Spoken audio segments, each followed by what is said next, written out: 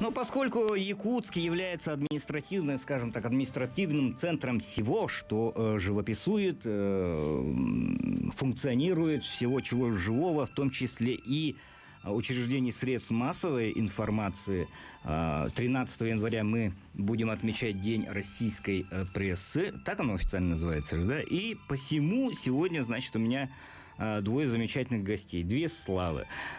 Бывших, так как не бывает, заместитель пока министра культуры и духовного развития Республики Саха-Якутия Владислав Левочкин и руководитель Якутского Саха-информационного агентства, премия «Молодое», «Незнакомое» и так далее, Вячеслав Стручков. Коллег я, попросил проанализировать в нашем эфире состояние якутской прессы, вообще будем ли живы и так далее, и так далее. В связи с современнейшими тенденциями о том, что вроде бы, Вячеслав тоже вроде на этом направлении сидит, интернет, скажем так, средства массовой информации, да? Но хотели бы в аспекте того, что я опубликовал тоже в своей сети ссылку на Кодекс этики российского журналиста, да, который был последней редакцией подвержен в 1994, насколько я знаю, году, но, тем не менее, он вполне по международным стандартам разработанный кодекс этики. В предбаннике мы начали разговор с того, что почему мы, государственные, скажем так, средства массовой информации, должны бесплатно освещать работу органов государственной власти. Вячеслав, давайте начнем с этого. Вот коллизия некая, да, когда вроде как нас обвиняют в том, что мы проспонсорены текущей властью и должны освещать и пиарить текущую власть, да, но в то же время некие такие хозмоменты, с которыми ты наверняка столкнулся уже. Хозмоменты, да, есть. Учитывая то, что мы... Вообще утверждение того, что мы проплачены властью, это является ли верным или нет? Вот я сижу, я проплаченный властью, да, и что? Мы не проплачены властью, потому что СМИ, конечно, которые есть, все равно они выполняют определенные функции, даже функции того, что трудоустройство людей. Вот, например, у нас, я не понимаю, негосударственные СМИ, которые постоянно плачутся и говорят то, что кому-то идет финансирование, кому-то не идет, но они-то занимаются бизнесом, то есть они должны зарабатывать деньги, они должны все делать для того, чтобы определенная прибыль у них была. Если они просят деньги у государства, значит, они плохие бизнесмены, они не умеют зарабатывать деньги. А зачем тогда ты занимаешься тем, что ты не умеешь? Опа, вот здесь наступает такая точка прозрения, да? Если они плохо себя продают, значит, они малопродажные. Или они настолько этичны, что не позволяют себе каких-либо... Мы говорим насчет официально, то есть рекламодатели, официальные средства, которые поступают. Тут только официальные моменты. То, что там моменты насчет продажности, я ничего не говорю, потому что это голословно нельзя утверждать и обвинять кого-то в таких вещах.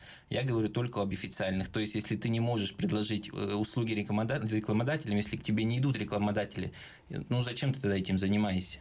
Давайте объективно оценим, скажем так, рекламный рынок. Он достаточно ограничен в связи с кризисом, скажем так, потребность бизнес-структур в рекламе резко, скажем так, пошла на убыль. Есть такой момент, да, Вячеслав? И по себе, наверное, вы тоже ощущаете, как и мы, электронные средства массовой информации. Вот здесь некая все-таки... Дима, у нас растет. У нас, наоборот, прибыль растет, потому что люди и рекламодатели к нам идут. Потому что это не традиционно, в смысле, электронные СМИ, скажем так, новой формации. Все-таки интернет-издания, за ними будущее и так далее, и вообще конгломерация всех. Нет, это я к тому, что многие обвиняют госсми, что они не умеют зарабатывать, но у нас прибыль растет. То есть, у нас рекламодатели к нам идут, стали, если сравнивать показатели начала года 2014 и к чему мы подошли в итоге, намного выросли эти показатели у нас. А это связано с тем, что вне, скажем, объемов госзаказа вы берете освещение, скажем, органов тоже госвласти, вне объемов госзаказа? У нас есть определенные договоры, например, с отдельными министерствами, но я не вижу ничего тут такого зазорного. И когда говорят, что мы прямо некоторые представители министерства, вы обязаны это писать и обязаны это ставить, но почему мы должны в неравное положение ставить наших коллег из министерств, которые с нами заключают договора и с нами работают на такой основе? Потому что, ну, не знаю, и учитывая качество, конечно, если эта новость социально значимая, если эта новость интересно, хорошо подана, мы сами за нее зацепимся и сами отработаем с министерством. Но если это банальные пресс-релизы, которые штампуют, то зачем?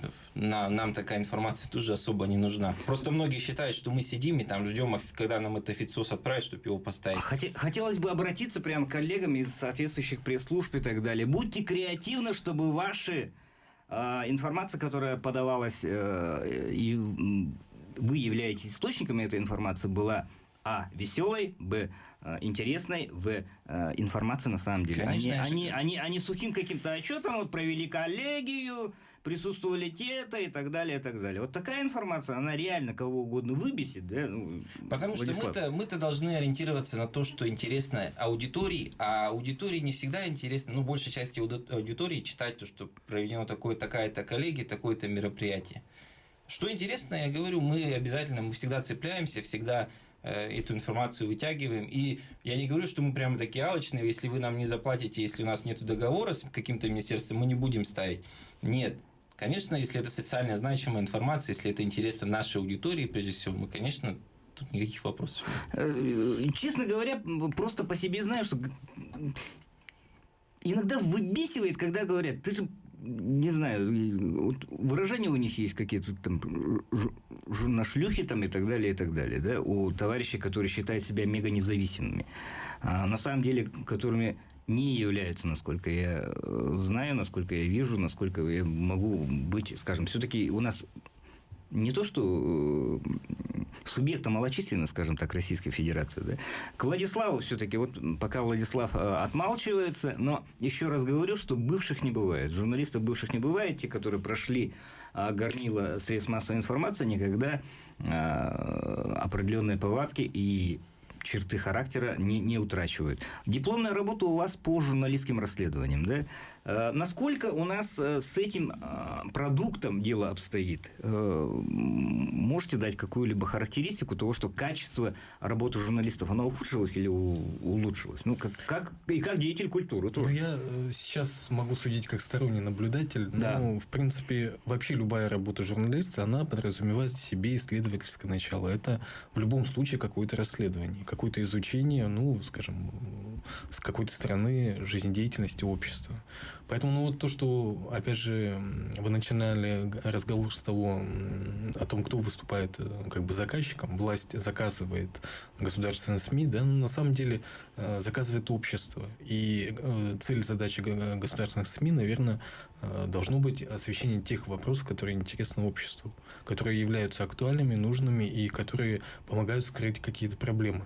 Но у нас, скажем, вот в взаимоотношениях со средствами массовой информации, в принципе, нет недостатка во внимании. У нас, ну, сама отрасль культуры, она предполагает, как бы, ну, скажем, событийность, да, какие-то яркие впечатления, какие-то значимые события в жизни общества. Поэтому в принципе, мы недостатка к вниманию своей деятельности не ощущаем. Так почему вы в Пекине взяли ни одного представителя государственного холдинга Сахамедиа, а? Ну, вот этот вопрос тоже у нас как бы в кухне журналистской обсуждается, да. На самом деле у нас была такая ситуация, что брали не мы, как министерство, брали наши коллективы, которые работают с определенными журналистами, и у них выстроились какие-то свои системы взаимодействия, взаимоотношений, они заинтересованы в подаче определенной информации, поэтому ну, вот с кем они работают, тех они и взяли. А мы со своей стороны грешны тем, что иногда хотим нагнуть вот эти самые объекты культуры, да, то есть те же самые театры и так далее, ну, пример возьмем, да, перепрыгнув через их голову и обратившись напрямую, скажем так, в органы государственной власти, которые курируют их. Ну, согласись, Слава, есть такое, да? Нет. Ну, ладно, хорошо, может, у вас нету, но есть такое явление вообще в общем явлении журналистики, когда руководитель театра, допустим, говорит мы подходим через соответствующее ведомство, попытаемся, чтобы он сказал Б. Вообще есть такое. Согласись, как функционер. Может ведь быть такое, да? Есть такое. Но вообще, на самом деле, тоже, опять же, наши учреждения, они, учреждения культуры, они точно так же, как средства массовой информации, они выполняют определенный заказ. Вообще, как бы средства массовой информации по многим классификациям, ну, скажем, зарубежных, там, скажем, научных исследований, они относятся к сфере культуры.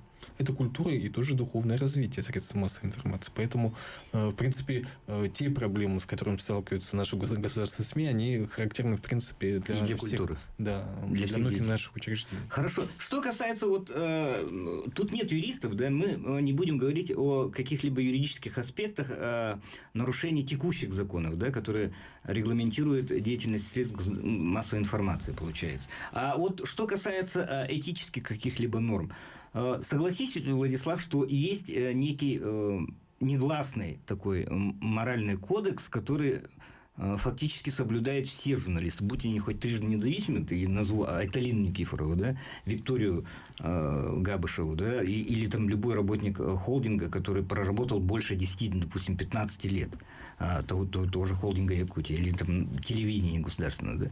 Но по факту, скажем так,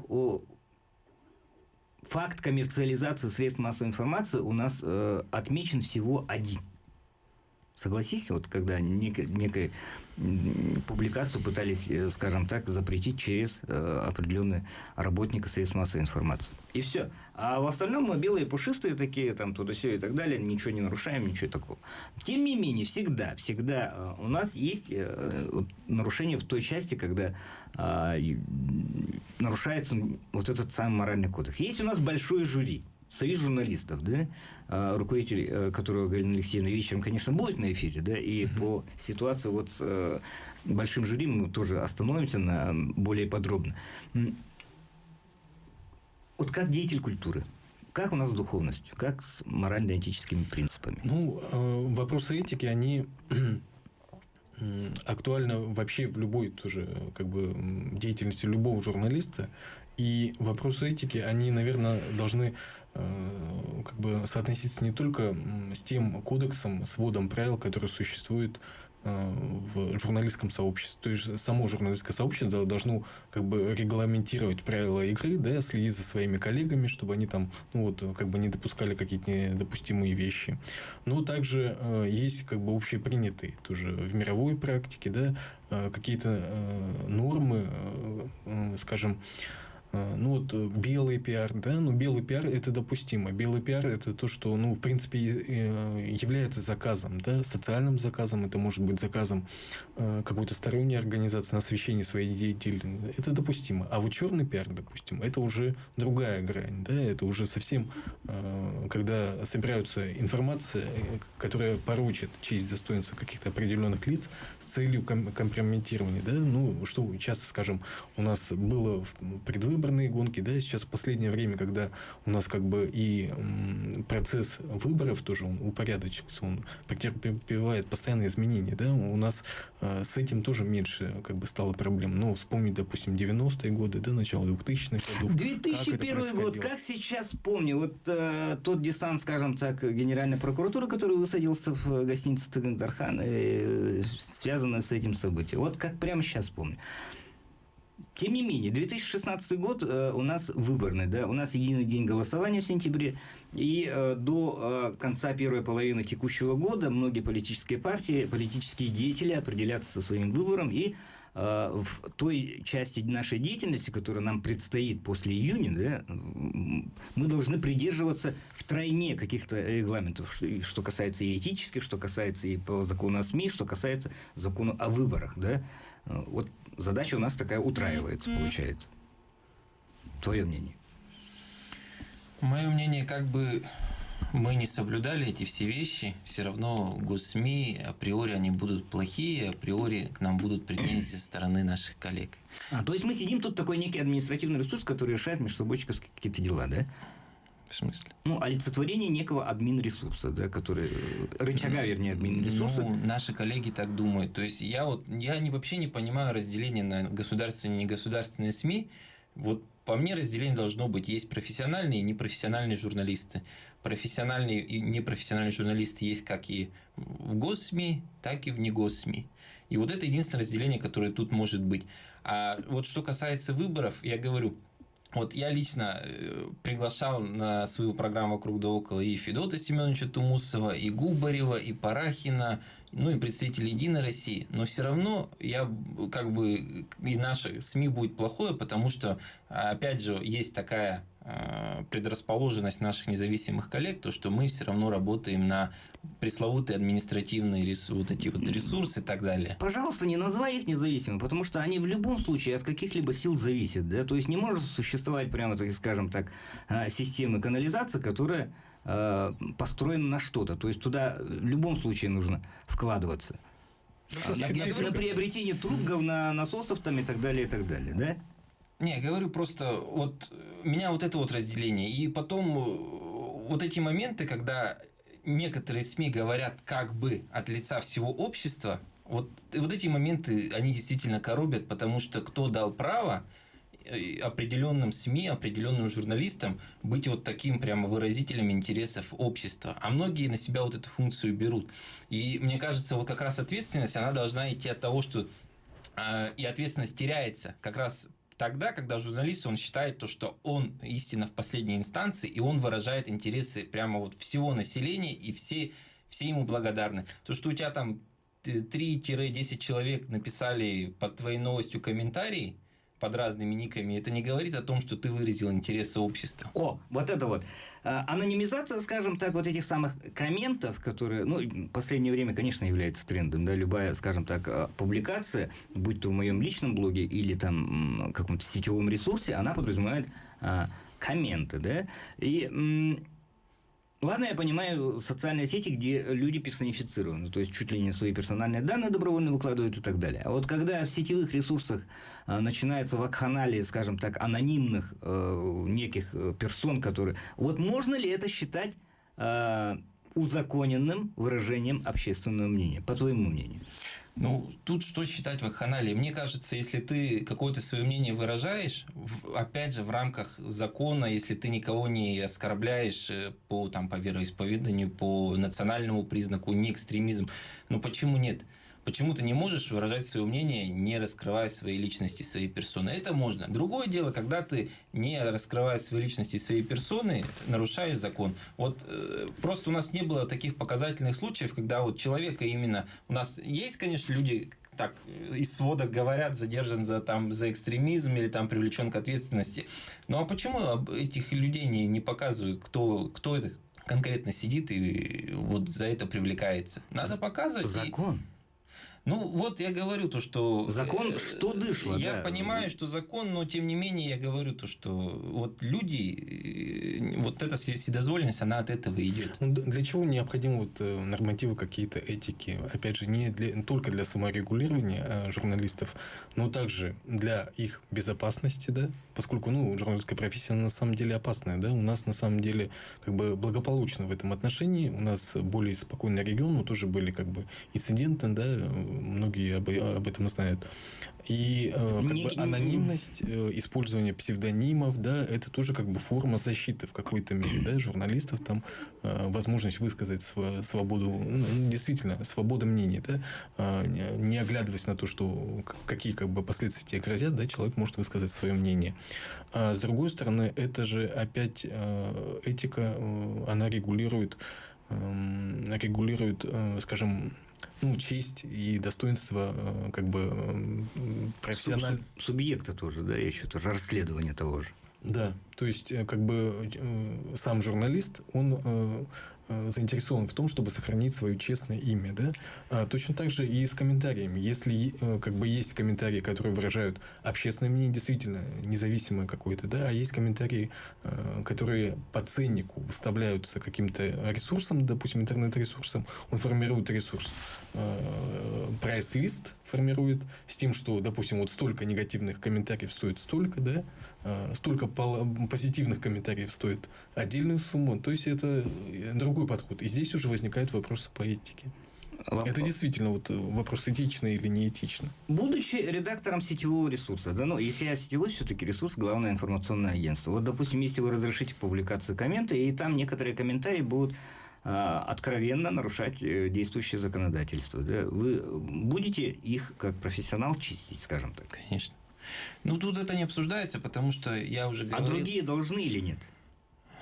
Если это нарушает закон, любое уважающее себя издание должно этот комментарий убирать, если он нарушает закон. Если там выражается определенное мнение человека о ситуации, о там, каком-то явлении, ну, нельзя этого делать, это цензура уже получается. Вот грань, она на самом деле четкая. То есть, есть то, что в рамках закона, есть то, что не в рамках, выходит за рамки закона. То, что выходит за рамки, этого не должно быть. Но, скажем так, не все сетевые модераторы у нас являются семи пядей во лбу от юриспруденции, да, и не могут разобраться, что нарушает закон, что не нарушает закон. То есть, тут очень субъективный подход, как и в любом деле. Тут нету субъективного подхода. Вот надо учить людей, и человек должен какими-то там первичными юридическими навыками обладать, чтобы понимать. Вот это нужно обязательно удалить, потому что это оскорбляет какой-то народ, это оскорбляет какую-то группу людей. Или использование ненормативной лексики, да, это элементарно. То есть, возрастной ценз. Насчет нормативной лексики тут как бы двояко можно говорить. Оно не нарушает. Я говорю, вот то, что не нарушает закон. Оно является нарушением. Есть возрастной ценз, допустим, для вообще любых, скажем... то есть, если я, допустим, собрался тут сказать слово на букву «Ж», то должен поставить знак плюс 16. Да, если у вас, допустим, СМИ плюс 12, плюс там 18, то в соответствии с этим как бы есть определенные уровни доступа, и в том числе по нормативной лексике. У нас, по-моему, все сетевых СМИ стоит там плюс 16. Формально все, скажем, соблюдают. 6, по-моему. Но у нас нету матов. Я согласен. Хочешь сказать, у нас есть, да? Я, конечно, да, горячий иногда бываю на язычок, да, но я так оправдываю себя, я не думаю, что, да, тут стоит плюс 18, и я использую, может быть, какие-то жаркие словечки для усиления экспрессии. Ну да, мат, в нем ничего, я же говорю, вот то, что в рамках закона. И иногда в мате, это как бы... Иногда это очень красиво звучит. Связывать слова для некоторых людей. Я не говорю, что все должны это использовать. Абсолютно нет. И еще раз уподобляться, скажем так, подзаборным писакам, да, не стоит и не надо этого делать. Еще раз вернусь, скажем так, профессионально. Вот и Владислав, и Вячеслав, как вы видите будущее относительно недалекой якутской журналистики? Буквально полминуты на каждого. Все-таки мы уступим неким, скажем так, СМИ новой формации, или мы все-таки останемся на плаву? Ты имеешь в виду государственные СМИ? Журналистику как таковые. Придут комментаторы, могут быть, да, или постеры, комментаторы. Журналистика, она все равно останется, она должна меняться в плане того, что должно становиться больше аналитики. То есть, да, новости, которые проходные, грубо говоря, событийные, человек уже больше получает из социальных сетей, из блогов, а новости, они должны содержать какой-то анализ, разъяснять, объяснять. И мне кажется, будущее нашей журналистики, как раз мы должны к этому идти, и мы как раз к этому, скорее всего, и будем стремиться, Якутское Саха-информационное агентство, чтобы у нас больше становилось не просто проходных новостей, которые так называемая информационная вермишель, а именно какой-то анализ, что-то интересное. То есть, мне кажется, с этим будущее связано. Спагетти не пройдет на себя, да? Не пройдет. Да. У меня есть время, да? Что? Есть. В целом, мне кажется, журналистика не должна отставать от жизни, да, она должна видоизменяться и искать какие-то новые формы. В принципе, наша журналистика якутская, она соответствует, скажем, даже мировым стандартам. Наши гости международных мероприятий, они подтверждают, что, в принципе, уровень журналистской подготовленности и подготовленности технического оснащения, оно соответствует. Поэтому нужно наращивать эту культурную индустрию. Журналистика – это тоже культурная индустрия, которая работает с массовой аудиторией и предоставляет массовую информацию, чтобы она была качественнее, разнообразнее, интереснее, доступнее. Я так думаю, что все наши коллеги присоединятся к нашему общему порыву, скажем, не позыву, порыву, в том, чтобы, обеспечивать общество качественной, проверенной, достоверной информацией. Да, это первое правило, наверное. Да? И второе, не пренебрегать в процессе предоставления обществу этих качественной информации какими-то определенными морально-этическими нормами, которые диктуют на уровне чуть ли не глобальном, скажем так. Да? А в целом я еще не хочу давать оценку какую-то. Хотя, да, технически мы оснащены. Мы нормально оснащены. И что касается и сетевой культуры, и документальной культуры, все у нас в порядке. Так что мы вечером еще раз вернемся к этой теме, да, довольно скользкой. А пока это была программа «Якутск сегодня» или «Якутск 107.1». С вами был Дмитрий Аргунов, и Владислав Левочкин и Вячеслав Стручков.